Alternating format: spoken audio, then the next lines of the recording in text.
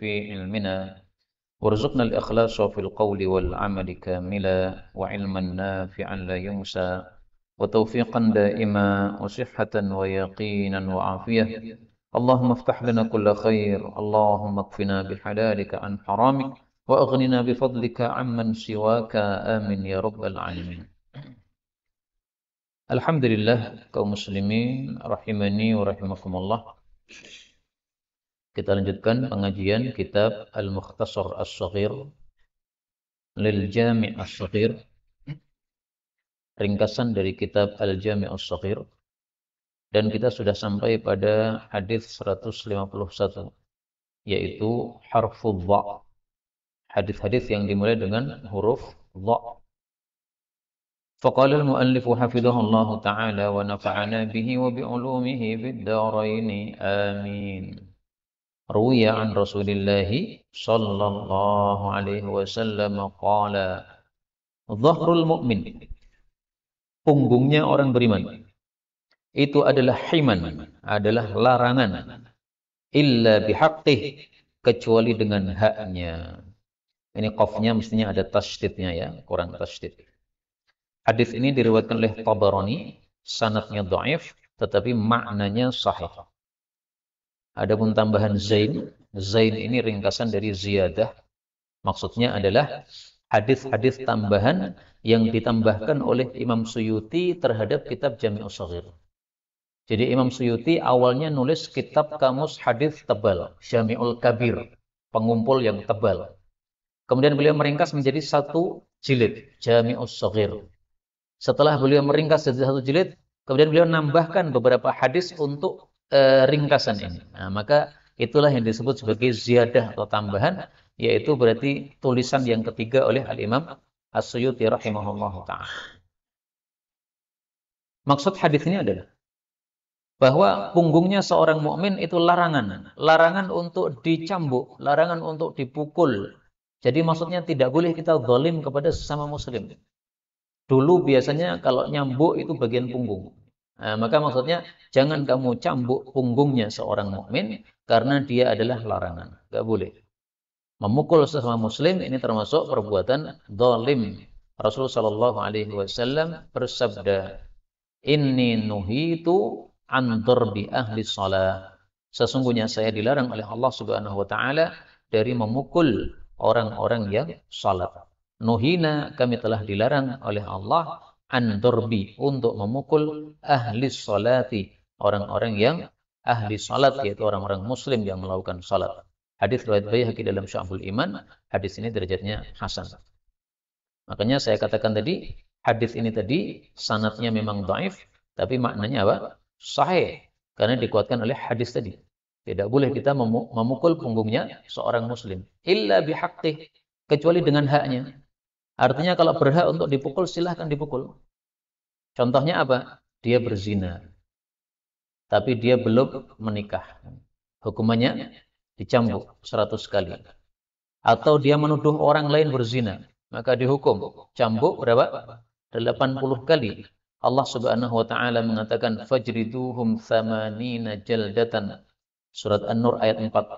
Walladzina yarmunal muhsanat, orang-orang yang menuduh berzina wanita yang baik-baik. Tsumma lam ya'tu bi arba'asy syuhada, tidak bisa mendatangkan 4 saksi. Fajriduhum tsamanina jaldah, maka cambuklah 80 kali cambuk. Nah, ini berarti dengan hak. Nyambuknya di mana? Bagian punggung. Jangan dicambuk kepalanya, nanti mati. Ini tujuannya supaya membuat kapok saja, sehingga cukup dicambuk bagian punggungnya. Dari mana taunya bagian punggungnya? Padahal ayatnya tidak mengatakan punggung. Nah, dalam hadis yang lain, Rasulullah Shallallahu Alaihi Wasallam bersabda, al-bayyinah, kamu harus mendatangkan bukti atau saksi kalau menuduh orang berzina.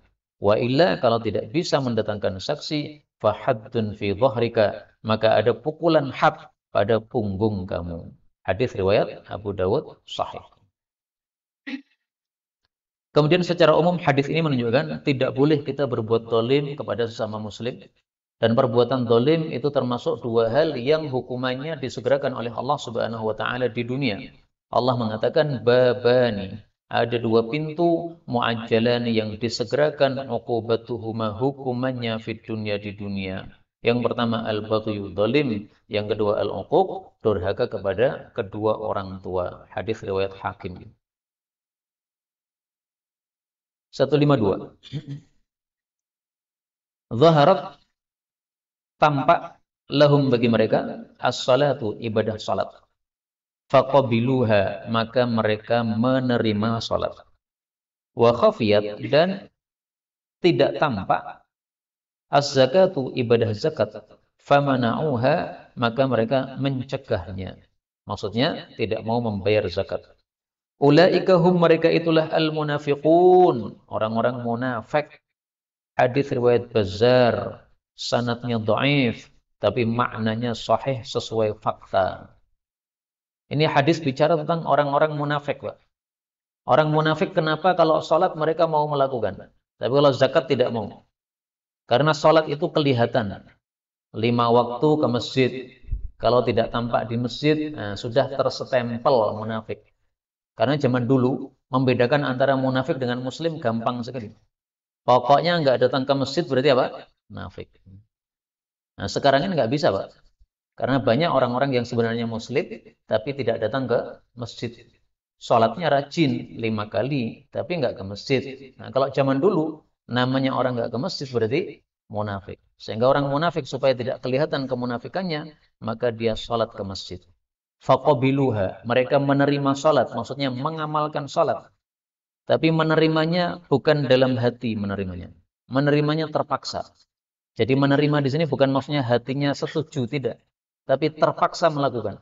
Kenapa? Karena kelihatan orang tadi. Apa dalilnya mereka terpaksa? Allah mengatakan dalam Al-Quran. Wa idza qamu ila sholati qamu kusala. Surat An-Nisa ayat 142. Kalau mereka berdiri untuk sholat, mereka berdiri dengan malas-malas. Demikian juga surat At-Taubah ayat 54. Wala ya'tunas sholata illa wahum kusala.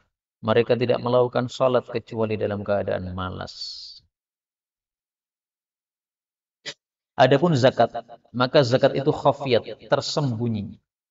Bayar zakat itu kan nggak ketahuan orang lain. Karena biasanya zaman dulu itu, cara membayar zakat adalah amilnya datang ke rumah kita. Kemudian amil menghitung, punya kambing berapa, Pak? Nah, dihitung. Oh, ini sudah nisab, Pak, keluarkan zakatnya. Kemudian kalau kita punya uang, berangkasnya dikeluarkan. Punya uang berapa, Pak? Nah, dihitung oleh amil zakat. Kemudian dikeluarkan, ditarik oleh amil zakat. Sehingga pas kita mengeluarkan zakat, nggak ada yang tahu. Yang tahu ya kita sama amil saja. Nah, makanya disebut khafiyat, tersembunyi. Sehingga orang-orang munafik nggak mau melakukan. Ini maknanya sahih hadis ini. Karena kita temukan yang dalam Al-Quran semakna dengan ini. Yaitu pada surat At-Taubah ayat 98. Wa minal a'rab, dari sebagian orang-orang Arab desa, yaitu munafik-munafik Arab desa, may yattakhidhu ma yunfiqu maghraman. Orang-orang yang menganggap infak itu sebagai denda.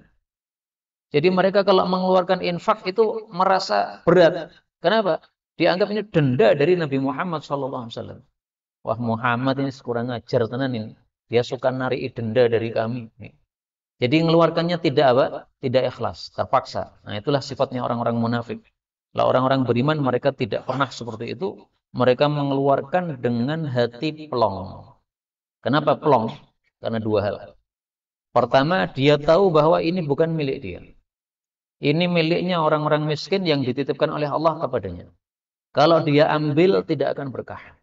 Maka orang beriman tidak berani ngambil harta yang bukan milik orang lain. Ini memang di tangan saya, tapi bukan milik saya. Harus diserahkan kepada orang-orang yang berhak. Yang kedua, karena orang beriman ini mengharap pahala. Sehingga lepasnya mudah. Karena ketika melepaskan, dia tahu ini ada pahalanya dari Allah Subhanahu wa Ta'ala. Sebagaimana disebutkan dalam hadis yang lain, mu'tajiron. Rasul sallallahu alaihi wasallam bersabda, man a'taha mu'tajiron biha. Barang siapa yang membayarkan zakat dengan berharap pahala dengannya, falahu ajruha, maka dia dapat pahalanya. Wa man mana'aha, tapi kalau tidak mau membayar, fa inna akhidhuha wa syatra malih, maka akan tetap kami ambil dan kami hukum separuh hartanya diambil. Nah, ini di masa Nabi begitu, Pak. Orang nggak mau mengeluarkan zakat, didatangi, dipaksa diambil plus separuh hartanya. Padahal kalau mau mengeluarkan zakat dengan sukarela, cuma mengeluarkan 2,5%. Nggak sampai 50%. Sudah dapat pahala, terus sedikit. Kan enak kan? Daripada didenda sampai 50%. Ini hadis riwayat Abu Dawud dan disahihkan oleh Al-Albani rahimahullahu taala. Terakhir untuk hadis ini ada satu hadis yang ingin saya tampilkan, yaitu orang-orang yang menolak zakat, apa akibatnya nanti? Rasul mengatakan wala wisadaqah, orang yang tidak mau mengeluarkan zakat, wal murtaddu arabiyan, dan orang yang murtad, mal'ununa, semuanya dilaknat, ala lisani Muhammadin, atas lisannya Nabi Muhammad sallallahu alaihi wasallam, yaumal qiyamah, besok pada hari kiamat. Hadis riwayat Nasai. 153. Az-zulmu, zalim itu salah satu, ada 3 macam. Yang pertama, fadzulmun, kezaliman, la yaghfiruhullah, yang tidak akan Allah mengampuninya. Yang kedua, wa zulmun, dan kezaliman, yaghfiruhu, yang Allah akan mengampuninya. Yang ketiga, wa zulmun, dan kezaliman, la yatrukuhu, yang Allah tidak membiarkannya. Lalu Nabi menjelaskan terperinci. Fa'amma dzulmul ladzi yaghfiruhullah. Adapun kezaliman yang Allah tidak bakal mengampuninya adalah asyirku, yaitu syirik. Qala Allah Ta'ala, berkata Allah Ta'ala, innasyirka ladzulmun azim. Sesungguhnya syirik itu sungguh kezaliman yang besar. Maksudnya orang yang zalim syirik tidak diampuni oleh Allah, itu maksudnya kalau mati masih syirik, itu enggak diampuni. Bukan berarti kalau orang tobat dari syirik enggak diampuni, enggak begitu.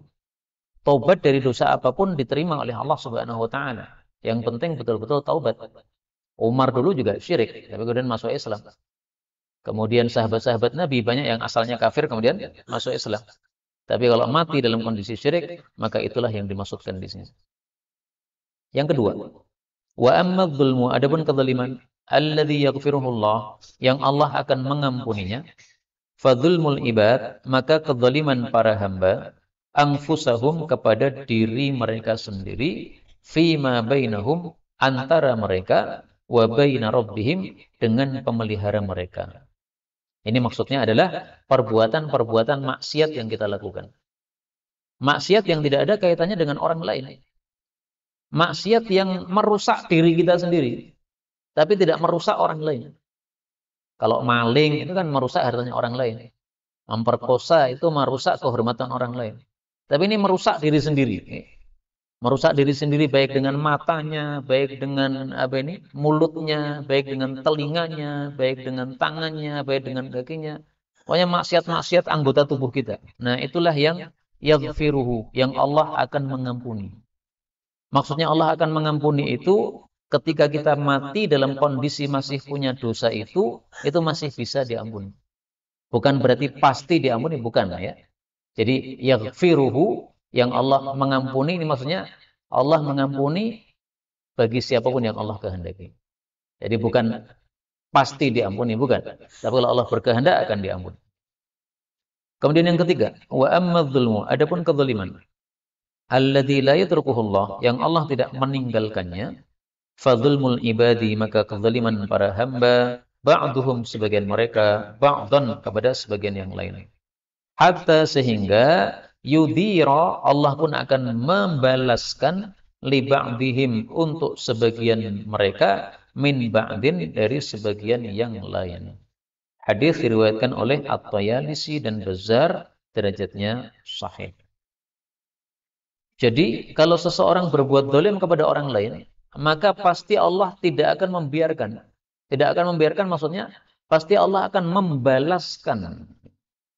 Karena itu hadis ini adalah sesuatu yang sangat memotivasi kita untuk tidak usah susah ketika dizalimi orang. Zalim ada 3 kan? Ada zalim kepada badan, ada zalim kepada harta, ada zalim kepada kehormatan. Zalim kepada badan, kita dipukul orang. Setelah dia mukul, dia lari. Atau kita dibandem orang dengan batu. Bendol kepalanya. Terus yang bandem lari. Ini zalim pada badan. Zalim pada harta. Harta kita diambil orang. Nggak dikembalikan. Zalim kepada kehormatan, orang menuduh kita atau mengejek kita atau mencaci kita atau melaknat kita. Nah, semua ini adalah zalim pada kehormatan. Ini semuanya kita tidak usah terlalu susah. Kenapa? Karena ini la yatrukuhullah. Tidak akan dibiarkan oleh Allah. Alias Allah pasti akan membalaskan untuk kita. Orang yang zalim-zalim itu nanti akan memberikan pahala-pahala amal mereka kepada orang yang terzalim. Maka kalau kita posisinya terzalimi, tidak usah begitu susah. Kalau posisi kita yang mendolimi, kita harus waspada. Karena pahala kita nanti bisa habis seandainya di akhirat kelak kita banyak orang yang kita zalimi, sehingga pahala kita diberikan kepada orang-orang yang terzalimi tersebut. Hadis yang semakna dengan ini, sabda Nabi SAW, beliau mengatakan, "La tu'addunnal huquqa ila ahliha." Sungguh betul-betul kalian semua akan menunaikan hak-haknya kepada pemiliknya masing-masing yaumal qiyamah, besok pada hari kiamat. Maka orang yang zalim ini akan menunaikan haknya kepada orang yang terzalimi. Atau dibaca la tu'addannal huququ. Sungguh semua hak itu akan dikembalikan oleh Allah ila ahliha, kepada pemiliknya masing-masing yaumal qiyamah. Ini hadis riwayat Muslim. 154. Az-zalamatu, para zalim, wa a'wanuhum, dan para pembantu mereka, semua itu adalah finnar, berada di dalam neraka. Hadis ini sanadnya dhaif, tetapi maknanya sahih. Hadis ini menunjukkan bahwa zalim tempatnya di neraka. Allah Subhanahu wa taala mengatakan, "Inni harramtu dzulma ala nafsi wa ja'altuhu bainakum muharraman." Sesungguhnya saya mengharamkan kezaliman terhadap diriku sendiri, dan saya menjadikan kezaliman itu diharamkan sesama kalian. Fala tadzalamu, maka jangan saling berbuat zalim. Hadis riwayat Muslim. Maka karena zalim itu haram, jelas berarti tempatnya di dalam neraka. Maka makna hadis tadi sahih meskipun sanadnya dhaif. Dan betapa banyak hadis yang maknanya sahih meskipun sanadnya dhaif. Az-zalamatu ini jamak dari zalim. Maka artinya orang-orang yang berbuat zalim. A'wanuhum ini juga jamak. Maka artinya para pembantu mereka. Ketika disabdakan oleh Nabi, para zalim dan para pembantu, siapa yang dimaksud yang langsung masuk dalam benak kita? Menurut hadis-hadis yang lain, yang dimaksud ini adalah para penguasa-penguasa zalim. Jadi penguasa-penguasa zalim dan juga bawahan-bawahannya yang membantu kezaliman penguasa tersebut, ini semuanya akan dimasukkan oleh Allah Subhanahu wa taala dalam neraka. Contoh hadis yang menunjukkan hal itu, Rasulullah Shallallahu Alaihi Wasallam mengatakan bahwasanya sebagian dari tanda kiamat itu adalah 6. Akhafu alaikum sittan. Saya khawatirkan kepada kalian 6 perkara. Imaratus sufaha, dipimpin oleh orang-orang bodoh. Wasafkat dam, dan dibunuhnya manusia, ditumpahkannya darah. Wa bai'al hukum, dan hukum diperjualbelikan.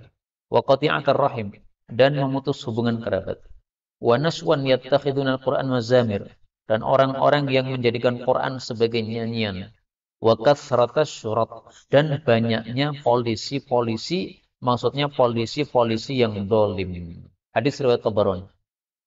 Nah, maka syurat di sini, polisi-polisi yang zalim, inilah yang dimaksud pada kalimat a'wanuhum, para pembantu-pembantu mereka. Penguasanya zalim. Kemudian punya bawahan, polisi-polisi. Zalim juga, membantu kezaliman penguasa. Nah, itulah yang dimaksud dalam hadis ini. Karena itu, kalau para polisi mereka paham agama, tidak akan taat kepada perintah atasan, kecuali perintahnya baik. Perintahnya tidak baik, tidak akan mentaati. Kenapa? Karena diancam finnar, di dalam api neraka oleh hadis ini. Meskipun sanadnya dhaif ya, tapi apa? Maknanya sahih.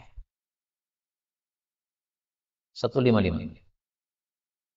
Az-zahru, tunggangan, yurkabu, boleh ditunggangi, binafaqatihi, dengan memberikan nafkah kepadanya. Idza kana, jika adalah tunggangan itu marhunan, digadaikan.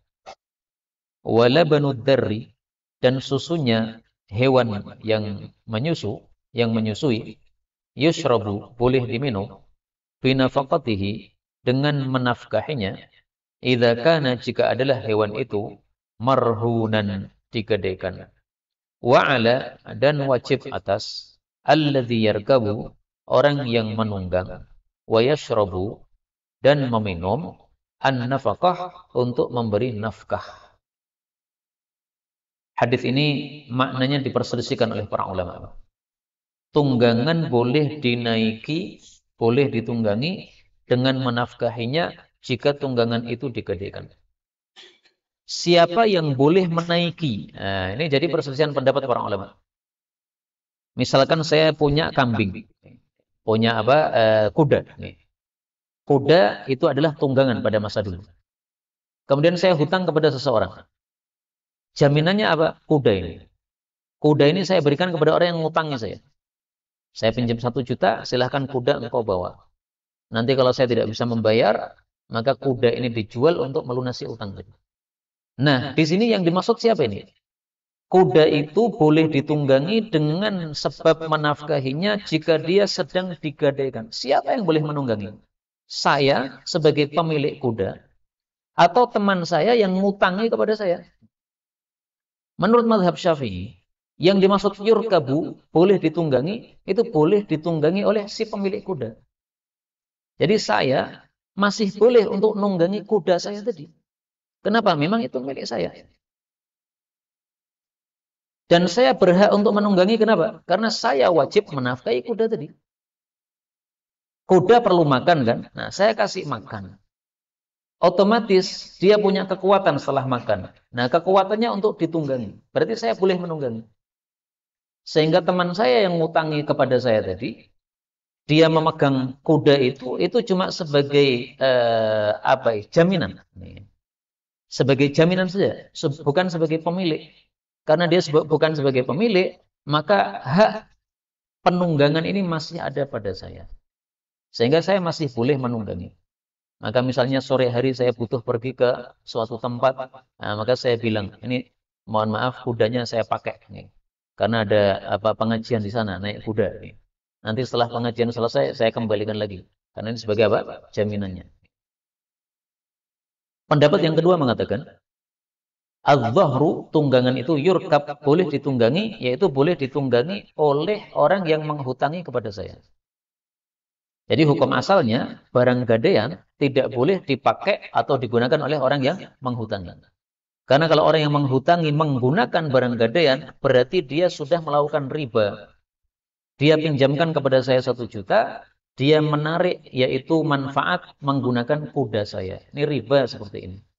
Nah, tapi karena dia boleh menunggangi, tapi dia harus nafaqatihi, memberikan nafkah kepada kuda tadi. Jadi yang memberi makan kepada kuda bukan saya, tapi orang yang ngutangi saya. Kalau kamu mau pakai kuda saya silakan, tapi kamu yang kasih makan. Nah sekarang kuda ini, az-zuhru ini, apakah bisa disamakan dengan kendaraan ataukah tidak? Di sini juga terjadi perselisihan pendapat ulama lagi. Pendapat yang saya pilih, bahwa kuda tidak bisa disamakan dengan motor. Kuda perlu makan, tidak diberi makan mati. Motor tidak perlu makan. Sehingga motor tidak boleh kita gadaikan, kemudian orang yang meminjami uang kepada kita menggunakan motor tadi tidak boleh. Itu namanya riba. Kenapa termasuk riba? Karena definisi riba adalah kullu qardin. Setiap meminjamkan utangan. Jarra manfaatan, yang mengambil manfaat, fahuwa riba, itu berarti sudah riba namanya. Dia mengutangi kepada saya, dan dia ngambil manfaat, dia itu pakai motor saya. Nah, itu riba. Maka dalam mazhab Syafi'i, kalau orang yang mengutangi itu pengen menggunakan motor tadi, harus pakai akad baru. Pak, ini daripada motormu nganggur di rumah saya sewa. Nah, maka saya sebagai pemilik motor, saya netapkan harga. Baik, 1 hari 5.000. Nah, dia pakai 10 hari. berarti membayar 50.000 kepada saya. Utang saya ternyata juga 50.000. Nah, dia membayar kepada saya 50.000, saya berikan 50.000. Selesai sudah. Harus begitu. Maka yang terjadi sekarang ini banyak sekali gade yang tidak syar'i. Karena orang yang membawa barang gadean, dia pakai semau dia. Gadekan HP-mu kepada saya, kemudian HP-nya dipakai. Gadekan laptopmu kepada saya, kemudian laptopnya dipakai. Tidak boleh. Haram. Kemudian, harful ain, huruf ain. Ini akan kita baca 5 hadis saja ya, karena satu majelis kita baca 10 hadis. Qala Rasulullah sallallahu alaihi wasallam, ariyatun, pinjaman, muaddatun, yang ditunaikan. Hadis riwayat Hakim sahih. Hadis ini merupakan dalil bagi mayoritas para ulama yang mengatakan bahwa pinjaman itu wajib ditunaikan. Apa maksudnya wajib ditunaikan? 2. Kalau barangnya masih ada, maka barangnya harus dikembalikan. Kalau barangnya tidak ada atau rusak, maka kita mengembalikan harganya. Misalnya, saya pinjam motor seseorang. Saya mampir di masjid, kemudian motornya hilang, dicuri orang. Apa kewajiban saya? Muaddat, menunaikan. Karena motornya sudah hilang, berarti saya memberikan harganya.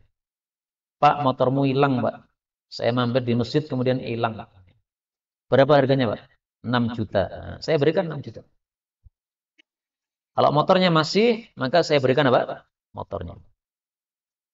Saya pakai motor, kemudian tabrakan. Ini contoh ya, Pak. Tidak amin. Ini contoh saja. Tabrakan. Kemudian rusak. Maka motor ini harus saya perbaiki. Karena saya meminjamnya dalam kondisi tidak rusak. Maka kembali harus tidak rusak. Saya pinjam dalam keadaan tidak bocor. Kembali harus dalam keadaan tidak bocor. Sehingga kalau bocor, saya harus perbaiki bocornya dulu. Itu makna muaddat. Jadi kalau barangnya masih utuh, barangnya dikembalikan. Kalau barangnya sudah tidak ada, maka harganya yang dikembalikan. Itu muaddat. Tapi ini masalah khilafiyah. Menurut mazhab Hanafi, menyelisih mayoritas para ulama, dia mengatakan bahwa ariyah atau pinjaman itu adalah amanah. Apa maksudnya amanah? Maksudnya amanah itu, orang yang meminjam tidak menanggung, kecuali kalau dia teledor. Saya mampir di masjid, naik motor teman saya yang saya pinjam. Sudah saya kunci, kemudian saya sholat. Selesai sholat, ternyata motor hilang. Kuncinya dijebol orang, Pak. Saya tidak teledor karena sudah ngunci saya. Maka menurut madhab Hanafi, saya tidak menanggung. Jadi saya tinggal telepon teman saya. Mohon maaf, motormu hilang. Ikhlaslah karena Allah. Insya Allah berpahala. Nah, panjenengan cocoknya madhab Hanafi apa madhab jumhur, Pak? Yang sing jilih cocok Hanafi, yang jili cocok jumhur. Elek ngaten. Harus konsekuen. Pilih madhab mana? Kalau saya pilih madhab jumhur. Kenapa? Sesuai hadis ini. Ariyatun muaddatun. Pinjaman yang ditunaikan. Dan ini ada ceritanya. Rasulullah pinjam kepada seseorang baju besi 30 untuk perang. Maka si pemilik baju besi mengatakan, "Hei Muhammad, ini kamu pinjam gosok atau apa nih?" Maka Rasulullah mengatakan, "Ariyatun muadda." Ini pinjaman yang ditunaikan. Sehingga kalau baju bajunya masih 30, saya berikan. Kalau sudah berkurang, maka saya kembalikan yang masih ada, kemudian sisanya apa? Dibayar harganya. Itu namanya muaddah. Maka akhirnya dia pinjamkan 30 baju besi. Kemudian digunakan untuk perang. Selesai perang, Nabi kumpulkan baju besi, ternyata kurang, Pak. Akhirnya sahabat tadi dipanggil. Ini baju-bajumu ternyata tidak utuh 30. Sudah ada yang berkurang. Maka sahabat tadi mengatakan, tadi ketika saya meminjamkan kepada kamu, hatiku masih belum cinta kepada Islam. Ya baru saja masuk Islam, Pak. Tapi sekarang Islam sudah kuat dalam hati saya, tidak wajib dikembalikan. Nah, ini sahabat Nabi Sallallahu Alaihi Wasallam, namanya Sofwan ibnu Umayyah. Ini yang meminjamkan apa? 30 baju besi kepada Rasulullah sallallahu alaihi wasallam. Ada satu hadis lagi yang menguatkan pendapat mayoritas ulama. Rasul sallallahu alaihi wasallam bersabda, "Alal yadi, wajib atas tanggungan suatu tangan, ma akhadat, sesuatu yang dia ambil, hatta tuaddiyah, sampai dia kembalikan lagi." Kalau saya meminjam sesuatu, itu berarti tangan saya ngambil barang orang, saya pindah ke saya. Maka kalau ada sesuatu apa-apa yang terjadi pada barang itu, maka alal yadi, wajib atas tanggungan tangan saya. Yang memegang tangan saya, ya berarti yang tanggung jawab adalah tangan saya. Ini hadis yang menguatkan pendapat mayoritas para ulama. Dan memang saya jujur juga, ini hadisnya diperselisihkan derajatnya oleh para ulama. Kata Imam Hakim ini sahih, tapi kata Syekh Albani derajatnya dhaif. Ya maka wajar kalau ada perbedaan pendapat tadi. Tapi kita orang Indonesia pakai madhab Syafi'i saja. 157.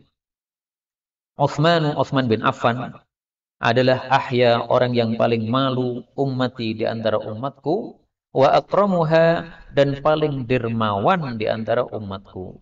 Hadis riwayat Abu Nuaim dalam kitab Hilyatul Auliya. Hadis ini secara sanad adalah dhaif, tetapi secara makna adalah sahih. Sayyidina Utsman punya kelebihan paling malu. Ini kita temukan dalil yang menguatkannya. Rasul sallallahu alaihi wasallam bersabda, "Arhamu ummati bi ummati Abu Bakrin." Orang yang paling kasih sayang di antara umatku adalah Abu Bakar. Yang paling kokoh dalam agama Allah adalah Umar. Yang paling jujur di dalam malu adalah Sayyidina Utsman. Ini hadisnya derajatnya sahih, riwayat Abu Ya'la dan yang lain-lain. Konon, yang membuat kemah pertama kali, yang rapat ketika safar, itu adalah Sayyidina Utsman. Biasanya orang Arab kalau safar, kemudian mampir di satu tempat, buat kemahnya ala kadar aja. Karena cuma sementara. Tapi Sayyidina Utsman enggak. Dia bikin kemah seperti rumah yang rapat. Maka dia ditanya, ngapain rapat-rapat gini? Kita cuma sementara di sini. Maka Utsman mengatakan, saya itu sangat malu. Saya khawatir kalau saya berada di dalam kemah, kemudian terlihat sesuatu dari saya. Saya malu. Nah, maka saya buat rumah yang tertutup seperti ini. Nah, itulah dia, Sayyidina Utsman, yang dia pertama kali membuat kemah yang rapat di dalam safar, maka disebut asdaquhum hayaan, yang paling jujur di dalam malu karena Allah Subhanahu wa taala. Kemudian akram, paling dermawan. Ini juga benar. Maksudnya paling dermawan, termasuk yang paling dermawan. Sayyidina Utsman pernah dia disuruh oleh Nabi SAW untuk semua para sahabat mengerahkan hartanya. Karena kita akan melakukan peperangan yang jauh, butuh dana yang banyak. Maka Sayyidina Utsman membawa duit yang sangat banyak, bermiliar-miliar, diserahkan kepada Rasulullah SAW. Maka Rasulullah mengatakan, "Ma dharra Utsman ma fa'ala ba'da hadza." Setelah ini Utsman mau melakukan apapun tidak akan bahaya untuk dirinya. Maksudnya berbuat dosa apapun nggak akan bahaya untuk dirinya. Tapi orang-orang baik seperti ini tidak mungkin meremehkan, Pak. Ya sudah kalau begitu saya semau gue nggak akan. Ini orang-orang baik. Sehingga dipuji oleh Nabi seperti itu, nggak akan kemudian melenceng jadi orang jelek, nggak akan. Ini kalau kita seandainya yang diuji, nah, kita jadi tertipu nanti. Wah, Rasulullah sudah begitu. Ya sudah, dosa terus nggak apa-apa. Itu kalau kita. Ya, tapi tidak mungkin Nabi mengatakan seperti itu kepada kita. 158. Ajibtu, saya heran, lil muslim, terhadap orang muslim. Atau ajibtu, saya ta'jub, lil muslim, kepada orang muslim. Kenapa ta'jub?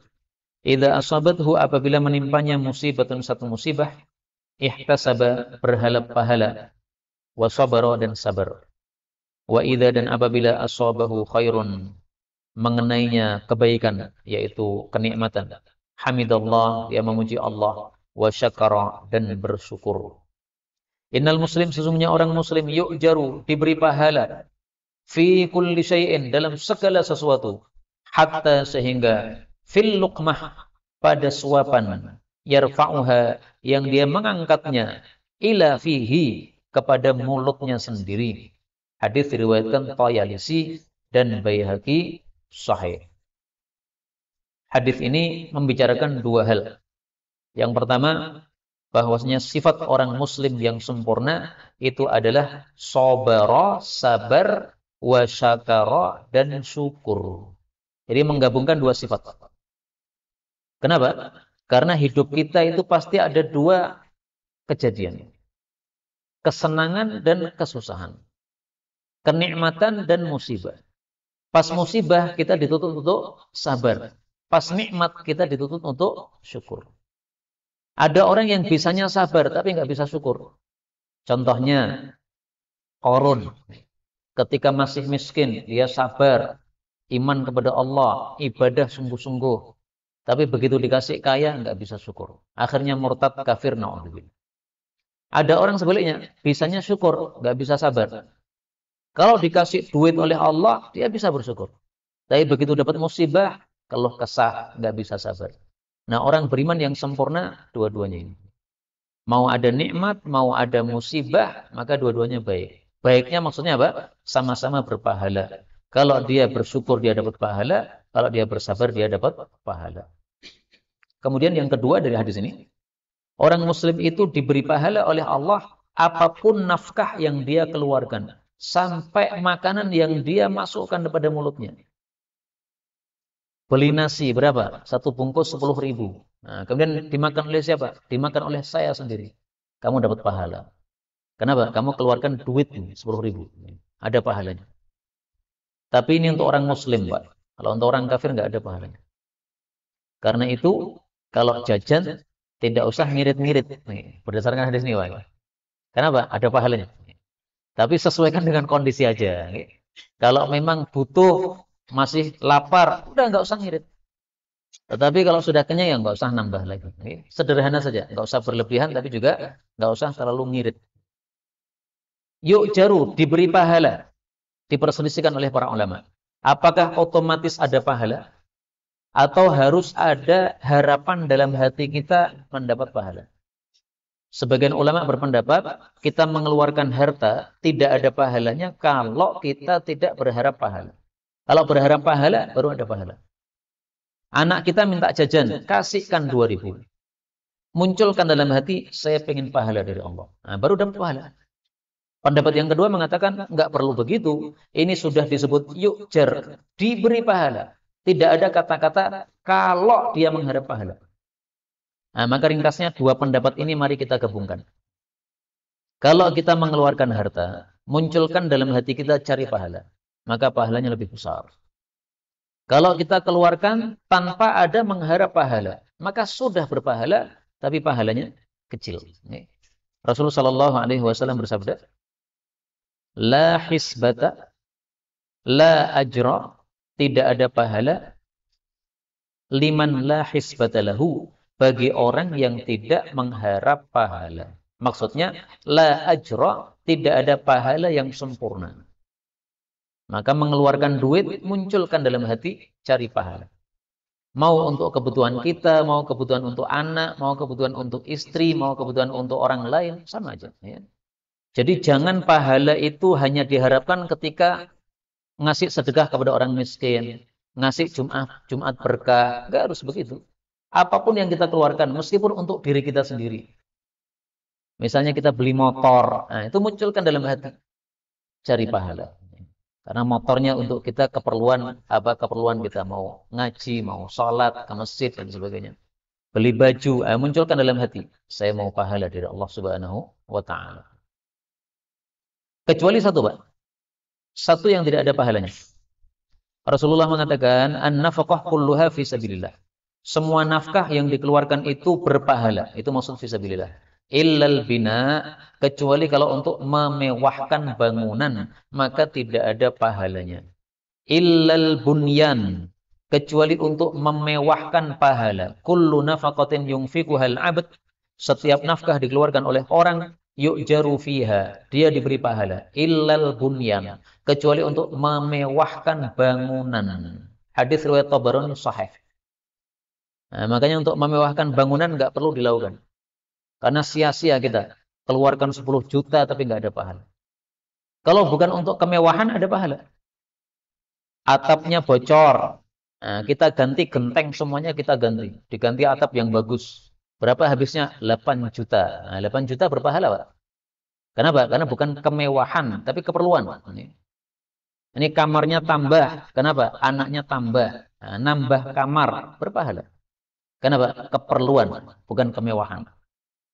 Nah, makanya wajar kalau orang-orang ngaji kok omahnya kok rada elek-elek. Karena apa? Tidak suka kemewahan.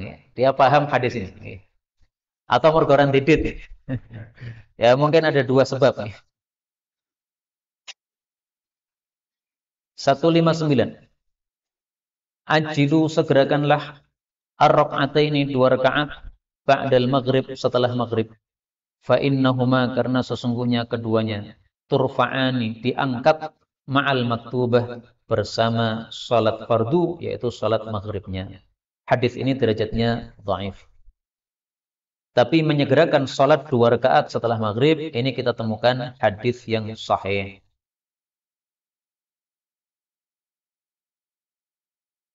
Rasul sallallahu alaihi wasallam bersabda, "Salatun salat fi athari salatin setelah salat yang lain. La lagwa bainahuma, tidak ada sia-sia antara keduanya. Kitabun fi illiyin." Itu dicatat oleh Allah dalam illiyin. Hadis riwayat Abu Dawud. Sehingga kalau selesai salat maghrib, segerakan langsung salat sunnah. Tapi sebenarnya tidak hanya salat maghrib, karena di sini salatun fi athari salatin. Salat setelah salat. Mau ba'diyah maghrib, mau ba'diyah isya, mau ba'diyah zuhur, atau ba'diyah asar bagi yang berpendapat ba'diyah asar, semuanya disegerakan. Kemudian khusus untuk salat setelah maghrib, ini ada hadis Nabi Shallallahu Alaihi Wasallam yang mengatakan, hadhihi salatul buyut. Salat setelah maghrib itu adalah salat di dalam rumah, yakni subhah ba'dal maghrib, yaitu salat sunnah setelah maghrib. Maka seyogyanya salat sunnah setelah maghrib tidak kita lakukan di masjid-masjid, tapi kita pulang dulu ke rumah, kemudian salat sunnahnya di rumah. Kecuali kalau tinggal di masjid setelah maghrib sampai isya. Seperti sekarang ini, panjenengan nggak pulang karena untuk pengajian, maka tidak usah pulang dulu untuk salat sunnah, enggak. Ya tetap di sini salat sunnahnya. Tapi kalau panjenengan pulang, maka aturannya yang lebih utama adalah sholat sunnahnya di rumah masing-masing. Kalau panjenengan nekat sholat sunnahnya di maghrib, tetap sah, tapi pahalanya kecil sekali. Kalau panjenengan pulang dulu ke rumah, maka pahalanya dilipat gandakan oleh Allah Subhanahu wa Ta'ala. Dilipat gandakan berapa, Pak? Khamsan wa ishrin. Sampai 25 kali lipat. Salatul rajul tatawwu'an. Salat sunnah seseorang. Haitsu la yarahun nas, di tempat yang tidak terlihat orang, di rumah masing-masing. Ta'dilu salatahu ala ayunin nas, sebanding dengan salat yang di depan orang banyak, khamsan wa ishrin, sampai 25 kali lipat. Hadis riwayat Abu Ya'la. Nah, pilih salat yang pahala sedikit atau banyak. Kalau pengen pahala banyak, padahal salat sunnahnya di dalam masjid, ya nunggu sampai pulang semua, Pak. Semua udah pulang, nggak ada yang lihat kan? Nah, baru salat sunnah. Itu baru termasuk haitsu la yarahun nas, di tempat yang tidak dilihat oleh orang lain. Nah, maka yang ibadah apa? Di masjid boleh ya, menunggu sampai orang-orang pergi dulu, sepi, kemudian dia salat sunnah. Tapi sebenarnya apa sih yang dimaksud oleh Nabi? Sebenarnya yang dimaksud oleh Nabi menurut para ulama, ini maksudnya adalah keikhlasan. Orang sholat di tempat yang tidak terlihat itu berarti ikhlas. Maka intinya sebenarnya ikhlas. Kalau ada orang sholat di rumah tapi tidak ikhlas, sebelum sholat dia statusan dulu. Sholat sunnah sehingga orang-orang sedunia membaca statusnya. Wah, ini rajin sholat sunnah ini. Nah itu sama aja, Pak. Nggak ikhlas kayak begitu. Pamer dia. Maka tidak perlu distatuskan apa amal-amal sunnah kita itu. Amal wajib statuskan, nggak apa-apa ya, tapi amal sunnah jangan distatuskan. Terakhir nih, 160. Ashrun ada 10 minal fitrah, termasuk fitrah. Fitrah itu maksudnya sunnah para nabi semuanya. Yang pertama, qassus syarib, memotong kumis. Dan memotong kumis ini diperselisihkan oleh para ulama. Ada yang berpendapat dikepras habis, berarti dikerek. Ada yang berpendapat disisakan, berarti digunting. Saya menyukai pendapat yang kedua, yaitu disisakan. Yang kedua, karena Sayyidina Umar juga menyisakan. Yang kedua, wa'ifa'ul lihyah, dan membiarkan janggut. Jadi janggut ini jangan dipotong, biarkan panjang. Teman saya mendaftar untuk jadi dosen di satu universitas. Kemudian tidak jadi. Akhirnya dia jadi guru tahfidz di sebuah pesantren. Maka saya tanya, loh kenapa enggak jadi dosen?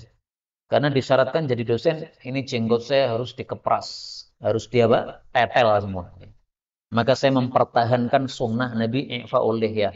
Saya enggak mau meskipun gajinya besar. Ini orang bagus kayak begini. Untuk mempertahankan sunnah Rasulullah sallallahu alaihi wasallam. Maka jenggot biarkanlah. Bahkan Sayyidatuna Aisyah mengatakan, Allah itu telah menggantengkan para laki-laki dengan jenggot. Berarti kalau laki-laki tanpa jenggot itu orang ganteng belas. Menurut teori Aisyah. Ranek gantengnya belas. Kecuali kalau asli loh Pak. Kalau asli ya tetap ganteng lah. Kalau aslinya tidak ada, aslinya ada jenggot kemudian dia habiskan. Nah, itu kata Aisyah orang yang ganteng ini. Yang ketiga wassiwaku, dan gosok gigi. Gosok gigi ini paling bagusnya dengan kayu siwak.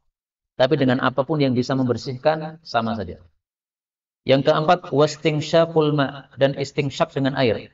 Yaitu masukkan air pada lubang hidung ketika wudu. Setelah itu dikeluarkan. Yang kelima waqassul alfar, dan memotong kuku. Memotong kuku ini tidak ada aturan tertentu yang rinci dari Nabi SAW. Sehingga tidak ada sunnahnya sama sekali. Harus memulai dari katanya apa itu? Jari telunjuk dulu atau mana dulu. Nggak hafal. Nggak ada sunnahnya begitu. Silahkan potong kuku bebas. Yang penting kanan didahulukan daripada yang kiri. Sunnah Nabi cuma satu itu saja. Dahulukan yang kanan daripada yang kiri.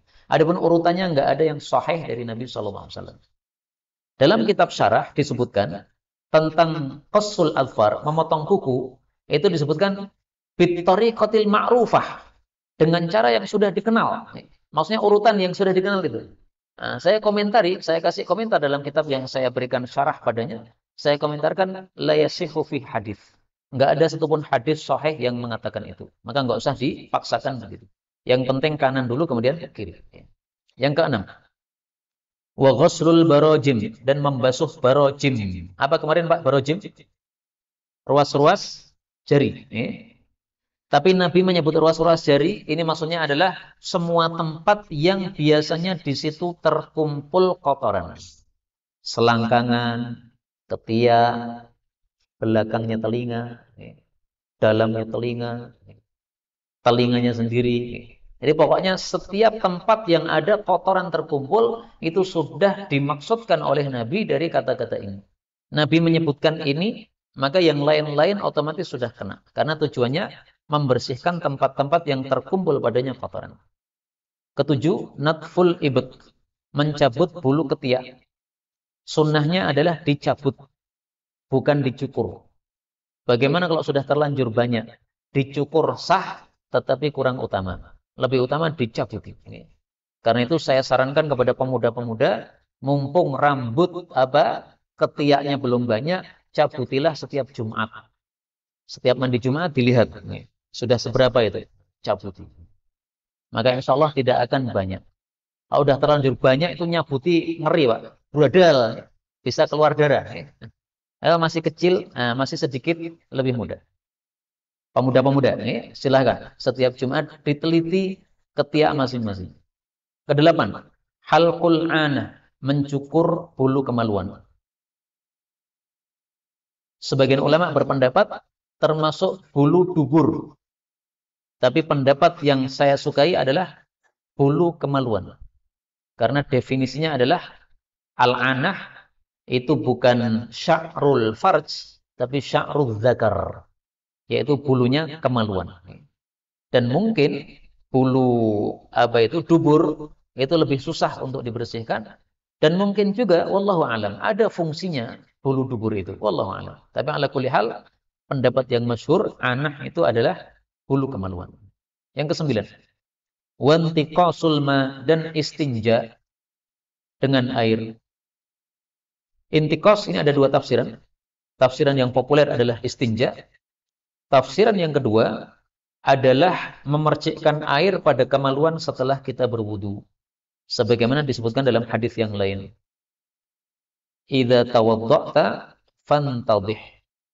Idza tawadda'ta, kalau kamu sudah selesai berwudu, fantadhih, maka percikilah kemaluanmu dengan air. Ini berlaku untuk orang-orang yang mengalami salasul baul, yaitu kencingnya suka keluar sendiri. Maka setelah wudu diperciki air, sehingga nanti kalau pas salat ada sesuatu yang keluar, maka setan tidak bisa mengganggu kita. Karena kita mengatakan itu air dari sebab saya percikkan tadi. Sehingga salatnya lanjutkan terus, nggak ada masalah. Ini yang dapat kita pelajari, betul dari Allah. Kalaupun ada salahnya, fa astaghfirullahaladzim li wa lakum, walhamdulillahi rabbil alamin.